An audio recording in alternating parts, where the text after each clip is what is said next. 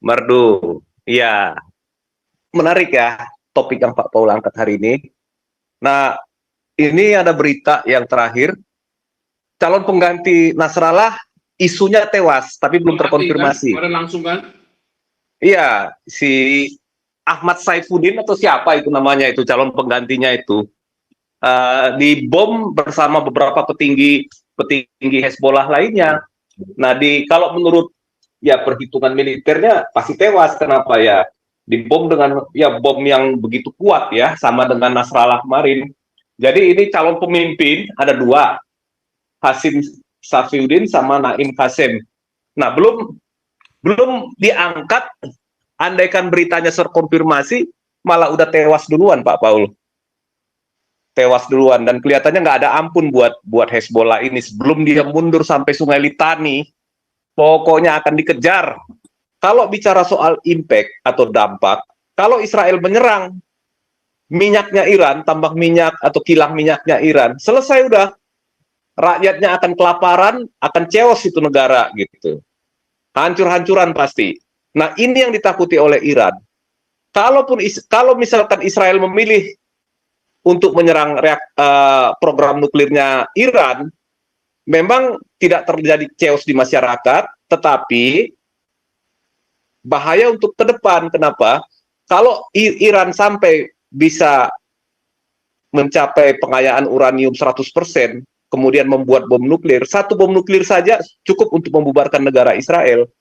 Memang itu yang dimaui oleh Iran sejak dulu. Cita-citanya mereka, mimpinya mereka itu adalah ya menghancurkan Israel dan Yahudi gitu ya.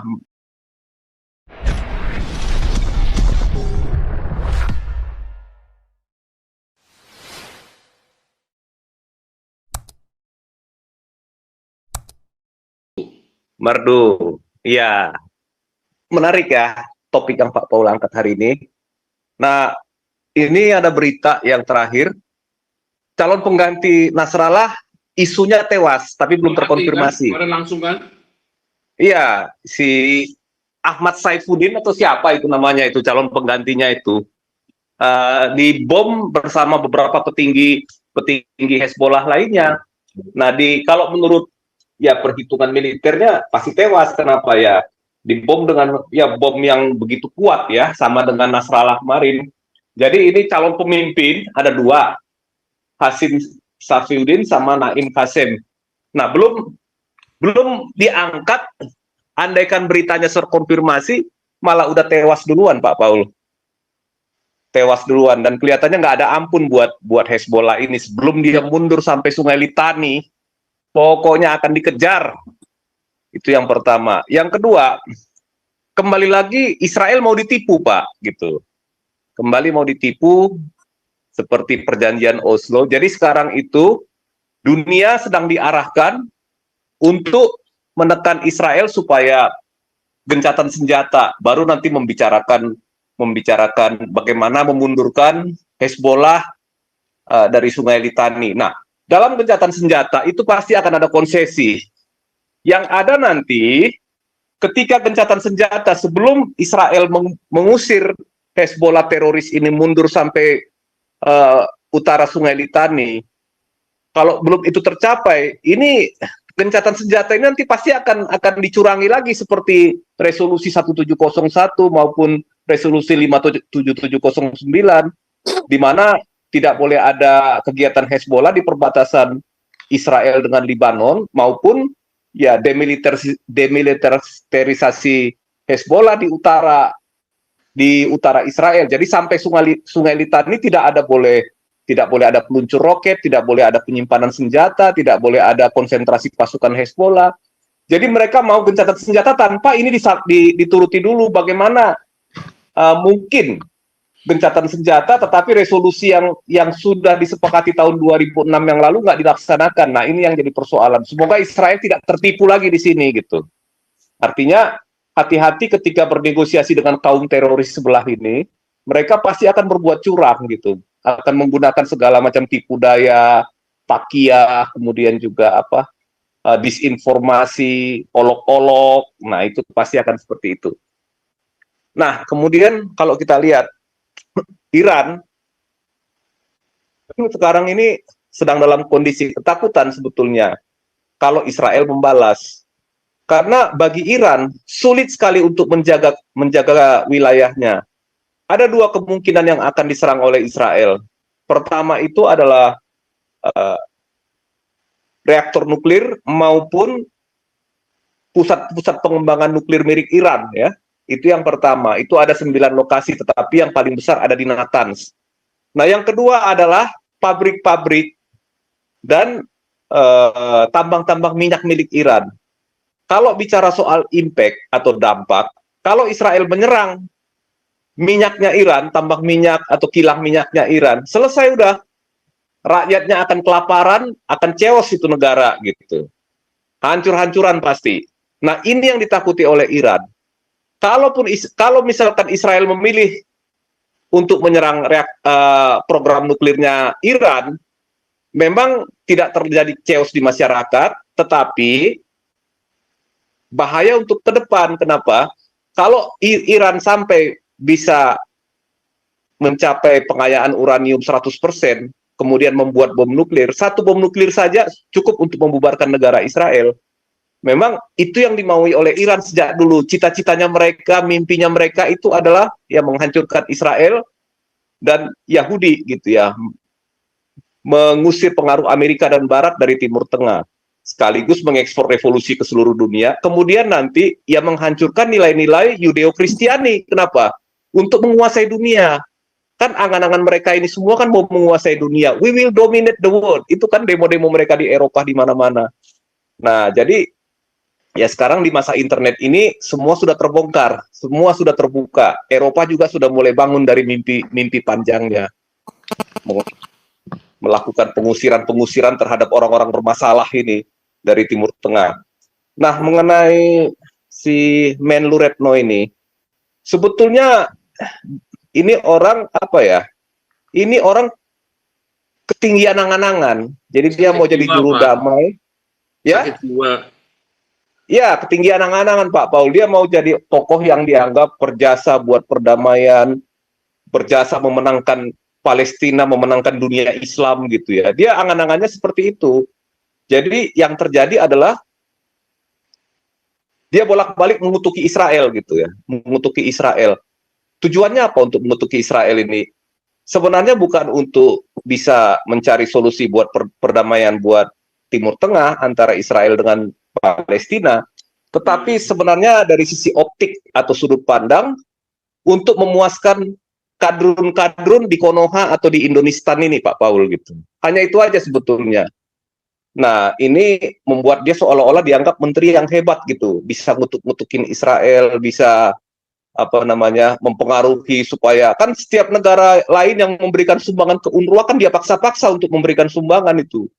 Padahal kita tahu UNRWA itu adalah lembaga yang jadi perpanjangan tangannya teroris Hamas. Itu Pak Paul gitu. Nah, jadi sekarang ini kan semua sudah terbuka. UNRWA juga sudah kelihatan bahwa banyak pegawainya, mungkin sepertiga itu karyawannya itu terlibat dalam serangan 7 Oktober. Nah, kalau kita lihat bagaimana ke depannya, dalam hal ini Netanyahu benar masalah Gaza di Hamas, Hamas di Gaza. Kalau waktu itu Netanyahu tidak menyerbu Rafah dan mengambil alih dari Philadelphia Corridor, perang masih akan panjang. Tapi coba kalau kita lihat di Gaza sekarang, masih ada nggak serangan roket ke wilayah Israel? Jauh lebih tenang. Jadi dalam hal ini, secara militer, secara keamanan nasional, Netanyahu sudah mengambil tindakan yang benar gitu bagi Israel gitu. Dan sebaiknya ya sudah, dia kuasai aja Gaza, jangan diberikan kepada dunia internasional, karena ini akan menyebabkan bahaya buat Israel di masa yang akan datang, terutama penguasaan perbatasan Philadelphia Corridor.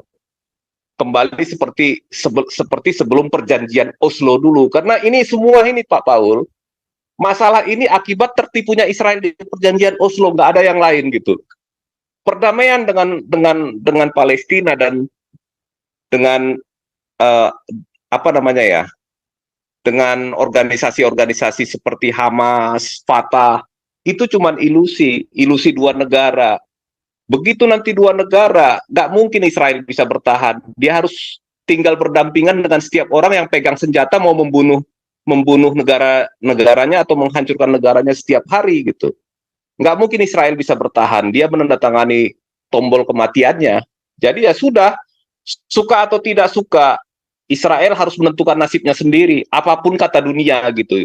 Jadi kehidupan bangsa Yahudi itu ya ditentukan oleh dirinya sendiri, bukan oleh dunia. Karena kalau Yahudi atau negara Israel hancur, maka seluruh peradaban Barat, peradaban Judeo-Kristiani akan hancur, di mana semua orang akan kembali ke abad ke-7, disuruh ikut pindah ikut mereka, bayar jizya, atau dipotong lehernya kayak waktu perang Padri gitu.